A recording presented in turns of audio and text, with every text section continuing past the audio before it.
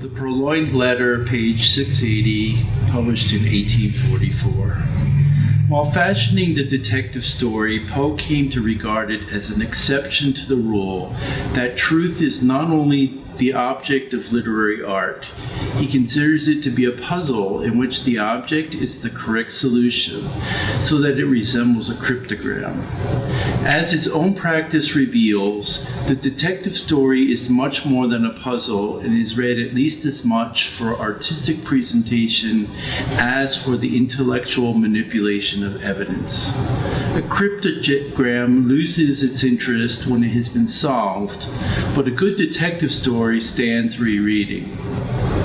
According to the classical rules of detective fiction, 3 elements are necessary for success, the art of the writer being to unite them properly into a coherent and convincing account. These elements are the crime, the detective, and the method of detection. The crime is the reason for the story, the cause of the incidents that follow. If verisimilitude is to claim the reader, persuading him to withhold his disbelief and to enter into the spirit of the story, the crime must not shock his credibility too much. He must not only be convinced that there is a puzzle worth unraveling, but also carried along by the narrative until the explanation is given to him. This story shows Poe as the cerebral logician, the precursor to Sherlock Holmes. In this story, the causal situation is theft. The thief is known, and the problem is to retrieve what he has stolen. The criminal is a minister of the Paris government who, during a visit to the royal apartments, sees an incriminating letter lying on the table. The police are ordered to find the letter and get it back without letting the thief know what they are doing. They search his apartment to no avail. So the puzzle is this: the letter must be on the premises of the thief. The premises have been ransacked, ceiling to floor, wall to wall. The letter is there, but where is it? When the crime remains unsolved and the authorities have admitted failure, at this point, every detective story fan since Poe's time has known what the next step is. Bring in the detective. His name is also well known: Sherlock Holmes, Charlie Chan, Ellery Queen, Miss Marple, Perry Mason, Inspector Maigret, Columbo, Horatio Caine CSI ad infinitum. All of these names are aliases. His real name is C. Auguste Dupin. If Poe had written more detective fiction, the most famous detective would not be Sherlock Holmes, but C. Auguste Dupin. Sherlock Holmes called his method deduction. Dupin calls it analysis. Each involves an insight into the pattern of the crime and a correct reading of the clues. The manner of reading clues was not original with Poe, but he raised the method to a new level of a regular technique applied by a detective to the solution of a crime. On page 693, to solve a puzzle, the detective needs the imagination of a poet and the reasoning power of a mathematician. The thief successfully hides the letter because he's both a poet and a mathematician. Dupin is able to find it because he too is a poet and a mathematician. He concludes that the safest hiding place is the most obvious one, so obvious that one would never even consider looking there. Hence, Dupin finds the letter just where he expects it to be, in the letter rack. Poe follows the fair play doctrine in his detective fiction. The reader knows as much as Dupin and can, if mentally alert, reach the solution just as quickly. Poe puts the 2 necessary clues in their hands at the same time. The first clue is that the best way to hide an object is to leave it in the most obvious place. The second clue is that the missing object is a letter. If the reader joins the two clues as he should, he knows where to find the letter. A potential topic to discuss in your journal this week: do you think that it is possible to figure out the puzzle before the end of the story? Or do you think that Poe withholds clues? On page 689, the dominant metaphor in the story is the narrative that Dupin tells of the odd and even game that is played by a cunning child to outwit his slower peers of their money. This game, and gaming itself, stands as a metaphor for the detective game that Dupin plays with Minister D, for just as the child is able to place himself in the position of his opponents, so is Dupin able to assume the face of his antagonist. On page 690, top quotation: "When I wish to find out how wise or how stupid or how good or how wicked is anyone, or what are his thoughts at the moment, I fashion the expression of my face as accurately as possible in accordance with the expression of his, and then wait to see what thoughts or sentiments arise in my mind or heart, as if to match or correspond with the expression." This response of the schoolboy lies at the bottom of the spurious profundity which has been attributed to La Rochefoucauld, to La Bougive, to Machiavelli, and to Campanella. Poe's detective stories are not moral tales. In this story, the puzzle is self-contained, and it just so happens that the solving of the puzzle, the finding of and the retrieval of the letter, leads to the righting of a wrong, the return of the letter to its owner. The story is structured around two repeated scenes of theft. The first one related by Monsieur G, the prefect of the Parisian police, on page 681-2, and the second one by Dupin on page 696-7.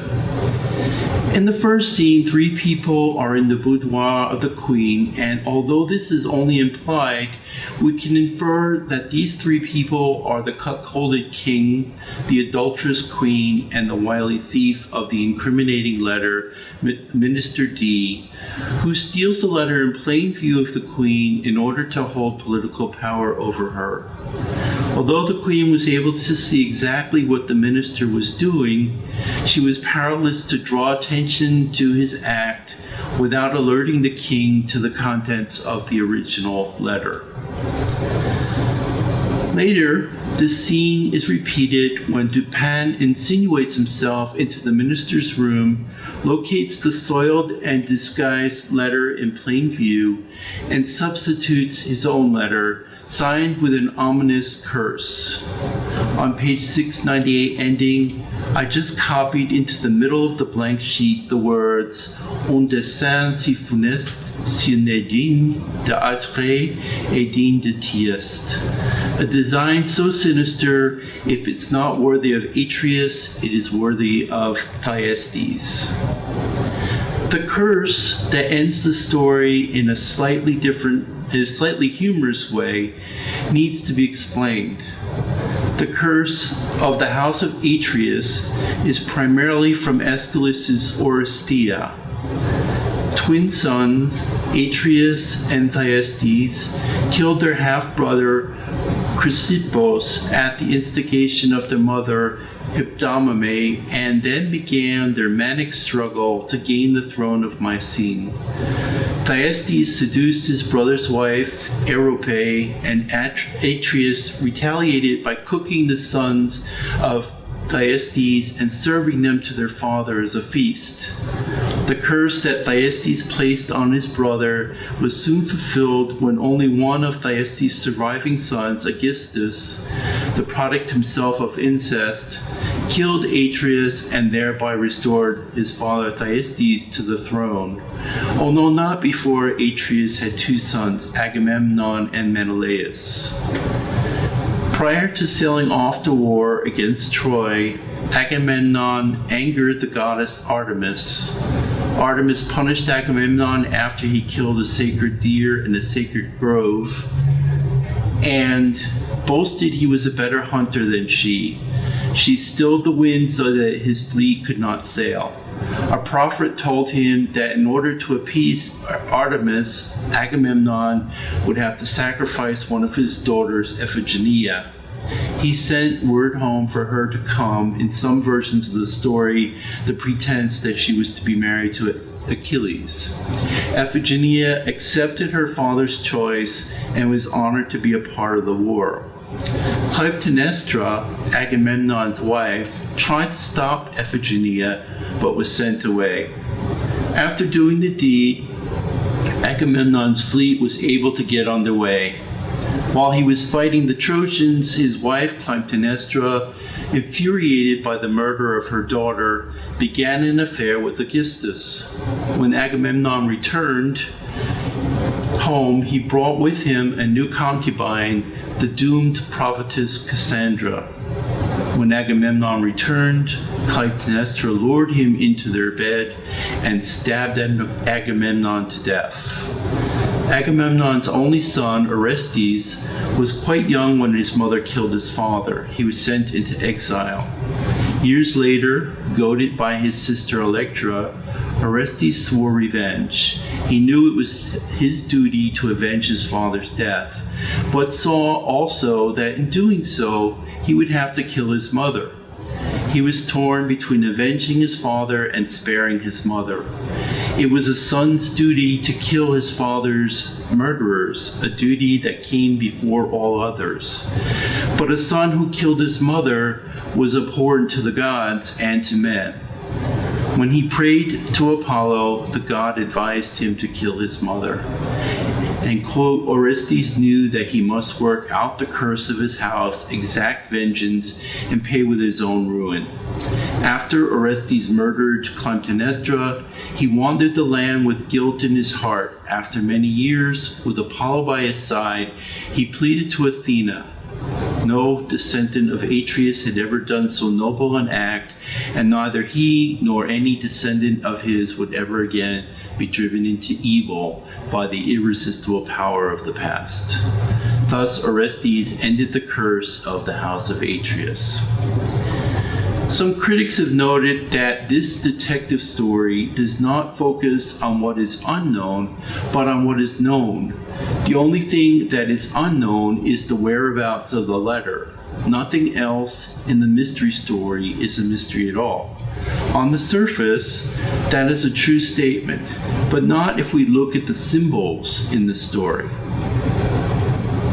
The symbolic action in the story is organized around situations of knowing and not knowing, above all, around knowing that others do not know what they do not know something that they think they do.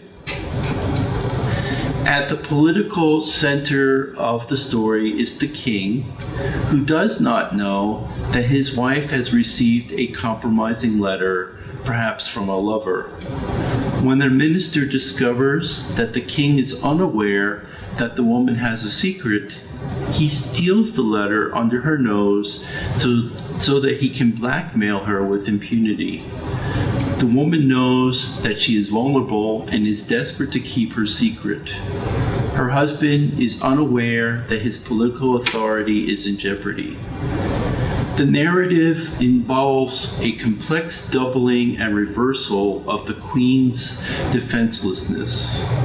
Dupin steals the letter from the minister, putting the minister in the position of not the queen, but of the king.